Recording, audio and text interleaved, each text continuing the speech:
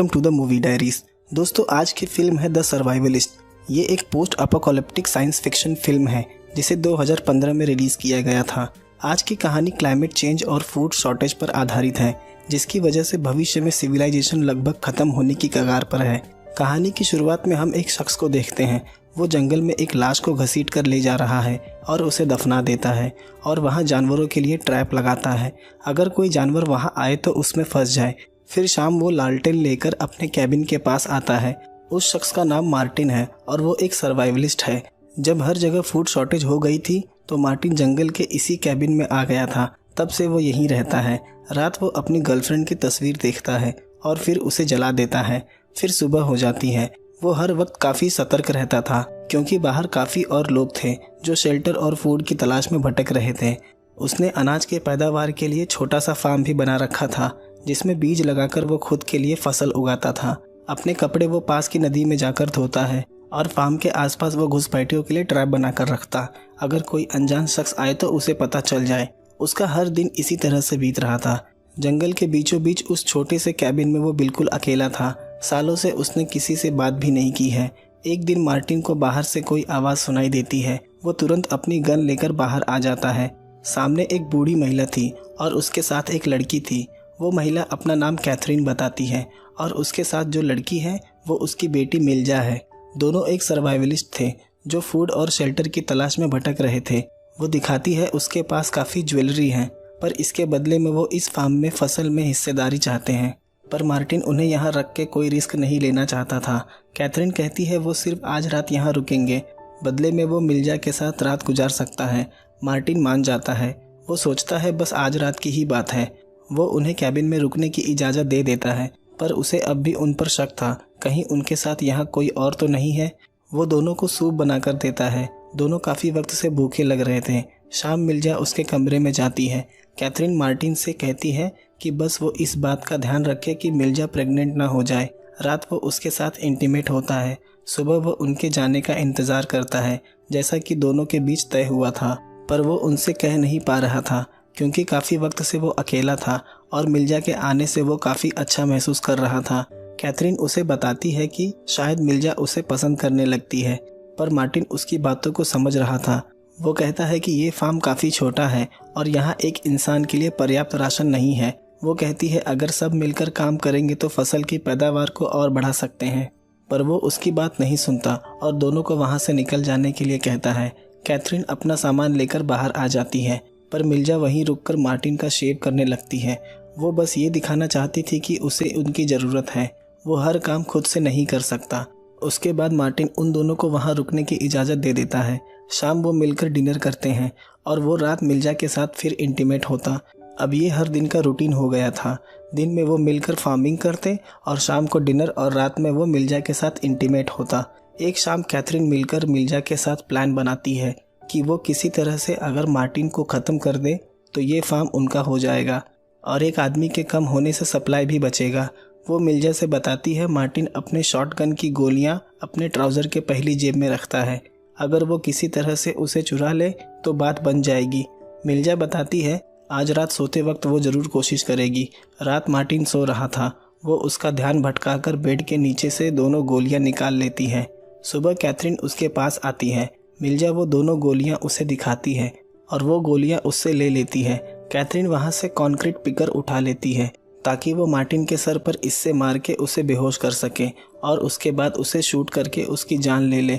Martin बाहर बीज लगा रहा था। वो मिल्जा को बाहर आता देखता है। उसे शक होता है क्योंकि दोनों काफ़ी देर से भीतर थे, पर वो नज़रअंदाज कर देता है। फिर मिल्जा पास के नदी में नहाने चली जाती है। कैथरीन बाहर आती है। मार्टिन अभी भी वहीं बैठा बीज लगा रहा था। वो उस पर पीछे से हमला करने जाती है। तभी पास कीचड़ में मार्टिन को किसी के पैरों के निशान दिखाई देते हैं। उसे पता चल जाता है कि कल रात यहाँ कोई अनजान शख्स आया था। वो कैथरीन से मिल्जा के बारे में पूछता है क्योंकि मिल्जा की जान शायद खतरे में है। यहाँ कैथरीन का प्लान फेल हो जाता है। हम नदी पर देखते हैं एक शख्स आकर मिल्जा को पीछे से पकड़ लेता है और उसके सर पे गन पॉइंट कर देता है। यहाँ मार्टिन भागता हुआ नदी की तरफ आता है, पर वो देखते हैं मिल्जा नदी पर नहीं है। वो शख्स उसे लेकर झाड़ियों में छिप गया था।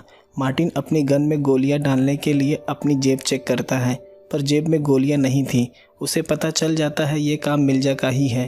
तभी वो शख्स उठकर मार्टिन पे गोली चला देता है और वो वहीं गिर जाता है। वो शख्स चेक करने के लिए उसके पास जाता है। तभी मार्टिन अपने खंजर से उसके गले पर वार कर देता है, जिससे उस व्यक्ति की वहीं मौत हो जाती है। पर मार्टिन को भी पेट के दाहिने हिस्से में गोली लग गई थी। मिर्जा और कैथरीन उसे लेकर कैबिन आ जाते हैं। वो ब्लेड की मदद से उस बुलेट को भीतर से निकाल लेती है। बैंडेज करने के बाद मार्टिन उन दोनों को कमरे से निकालकर दरवाज़ा बंद कर देता है, क्योंकि अब वो उन पर भरोसा नहीं कर सकता था। दूसरे दिन दोनों देखते हैं दवाइयाँ न मिलने से मार्टिन की तबीयत और बिगड़ती जा रही थी। कैथरीन भीतर से खुश थी कि अब उसे मार्टिन को मारने में कोई जल्दबाजी नहीं करनी होगी, क्योंकि वो कुछ दिनों में वैसे ही मर जाएगा। 4 दिन के बाद वो अपने जख्म को देखता है। उसमें सड़न होने लगी थी, क्योंकि वहाँ घाव को सूखने वाली मेडिसिन मौजूद नहीं थी। अब वो खुद को काफ़ी कमज़ोर महसूस करने लगा था। उसका जख्म दिन पर दिन और बदतर होता जा रहा था।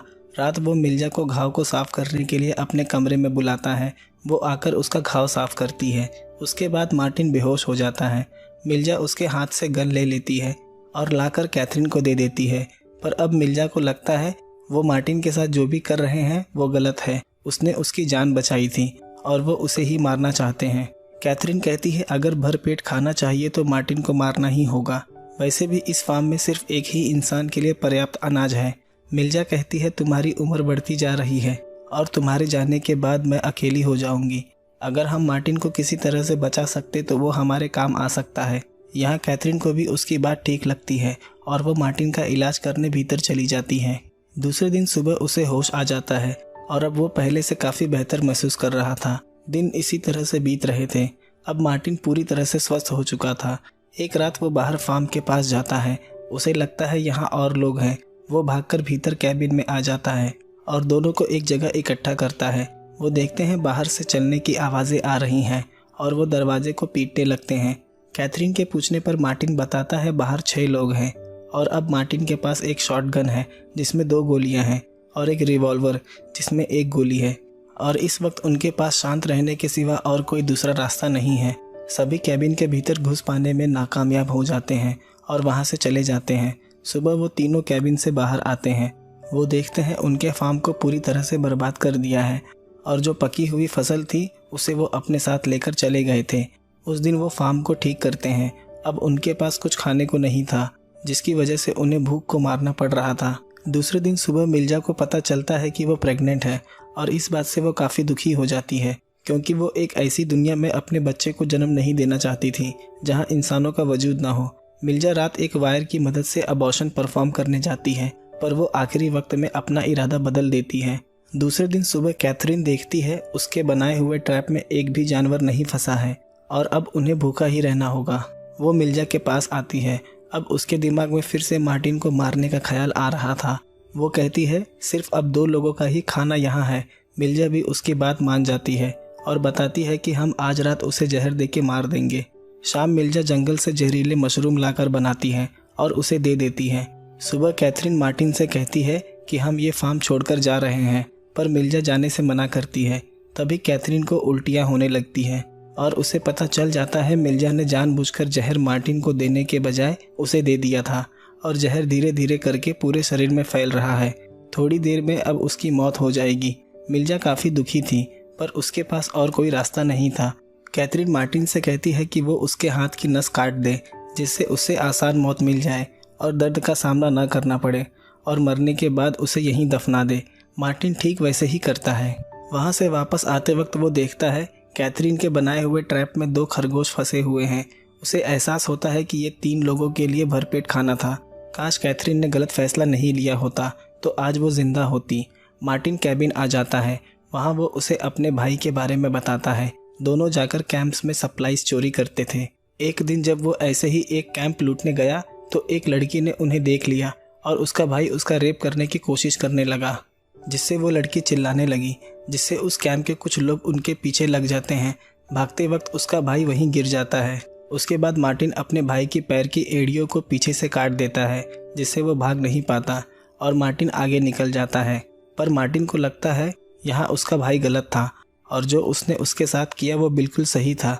ये सब वो मिर्जा को बता रहा था, क्योंकि मिर्जा ने जो कैथरीन के साथ किया वो सही था। ज़िंदगी में कभी कभी हालात इस तरह से हो जाते हैं जब इंसान को ऐसे कदम उठाने पड़ते हैं। रात मिर्जा उसका हाथ अपने पेट पर रखती है और बताती है वो प्रेग्नेंट है। सुबह इस बारे में सोच मार्टिन काफ़ी रोता है, क्योंकि मिर्जा से मिलने के पहले उसने जीने की उम्मीद छोड़ दी थी, पर आज उसके पास जीने के कई वजह थे। दूसरे दिन खाने की तलाश में दोनों बाहर गए थे। जब वो वापस आते हैं तो देखते हैं कैबिन के बाहर वो 6 शख्स फिर आ गए हैं। मार्टिन कहता है हमें कैबिन के भीतर जाकर बीज लाना होगा, इससे पहले कि उसका पता उन्हें चल जाए। अब उन दोनों ने उस फार्म को छोड़ने का इरादा बना लिया था। मिर्जा ऊपर के रास्ते से उस बीज को लाने कैबिन के भीतर जाती है। बीज लेने के बाद वो वहाँ रखे हुए खंजर उठाती है। उसकी आवाज़ से उन्हें पता चल जाता है कि कैबिन में और कोई भी है, पर वो देखते हैं वहाँ कोई नहीं है। मिर्जा और मार्टिन वहाँ से भागने लगते हैं, पर वो सब मिलकर उन्हें घेर लेते हैं। पर अब उनके पास वहाँ से निकलने का कोई रास्ता नहीं बचा था। मार्टिन उसे भागने के लिए कहता है, तब तक वो उनका ध्यान भटकाएगा। उसे पता था कि अब उसकी मौत तय है, पर वो मिर्जा और अपने बच्चे को बचाना चाहता था। मिर्जा वहाँ से भागने लगती है, पर उसमें से एक शख्स उसके सामने आ जाता है। वो मिर्जा को मारने के लिए आगे बढ़ता है, पर उसका पैर ट्रैप में फंस जाता है और वो वहाँ से भागने में कामयाब हो जाती है। उसमें से एक शख्स तीर चलाता है जो सीधा आकर मार्टिन के पेट में लगता है और वो वहीं गिर जाता है। शाम वो कैबिन को आग लगा देते हैं और मार्टिन की लाश को वहीं आग लगाकर सेकते हैं। इससे पता चलता है कि वो सभी शख्स कैनिबल्स हैं जो इंसानी मांस खाते हैं। दूसरे दिन हम मिर्जा को देखते हैं। अब वो अकेले ही जंगलों में भटक रही थी। एक दिन वो जंगलों से बाहर आ जाती है। उसे एक बड़ा सा कंपाउंड दिखाई देता है जो कि पूरी तरह कांटेदार तार से प्रोटेक्टेड था और उसकी निगरानी में गार्ड्स लगे थे। हमें पता चलता है उस कंपाउंड का निर्माण सिविलाइजेशन को बचाने के लिए किया गया है। भीतर काफ़ी लोग रहते हैं और वहाँ फार्मिंग भी की जाती है। काफ़ी लोग वहाँ काम कर रहे थे।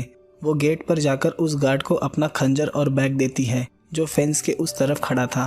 उसके बाद वो गार्ड भीतर चला जाता है, पर वो अब भी काफ़ी कंफ्यूज्ड थी। उसके पूछने पर एक गार्ड महिला बताती है, यहाँ रहने वाले लोग तुम्हारे लिए वोट करेंगे कि तुम्हें इस कंपाउंड में रखना है या नहीं। उस गार्ड को पता चलता है कि वो प्रेग्नेंट है। उसके पूछने पर मिर्जा बताती है उसके बच्चे की ड्यू 6 महीने बाद है। वो गार्ड कहती है तुम इसका नाम क्या रखोगी? मिर्जा कहती है वो निर्भर करता है, अगर लड़का हुआ तो। मिर्जा अब भी मार्टिन को ही याद कर रही थी। अगर लड़का हुआ तो वो उसका नाम मार्टिन ही रखेगी। और कहानी इसी दृश्य के साथ ख़त्म हो जाती है। आइए जानते हैं कि इस कहानी से हमें क्या सीख मिलती है। दोस्तों, अगर भविष्य में परिस्थिति कुछ इस तरह से हुई तो आपका फैसला ही आपकी तकदीर तय करेगा। वो आप पर निर्भर करता है कि आपका फैसला सही है या गलत, क्योंकि कई बार लिए गए फैसले आपके हित में सही हो सकते हैं पर दूसरों की नज़र में गलत। जैसा कि इस कहानी में हमने देखा, मिर्जा और मार्टिन दोनों की ही ज़िंदगी में ऐसे मौके आए जहां उन्होंने सारी परिस्थिति को देखते हुए सही फैसले लिए, क्योंकि आप एक ऐसी दुनिया में पहुंच चुके हो जहां परिस्थिति के हिसाब से लोगों की सोच बदलती है और ऐसे माहौल में आपके सर्वाइव करने के चांसेस काफ़ी कम हो जाएंगे। दोस्तों, आपका क्या कहना है इस कहानी को लेकर? मुझे कमेंट करके ज़रूर बताएं। अगर कहानी पसंद आई हो तो वीडियो को लाइक, शेयर और चैनल को सब्सक्राइब ज़रूर कर दें। मिलते हैं अगले वीडियो में एक नए एक्सप्लेनेशन के साथ।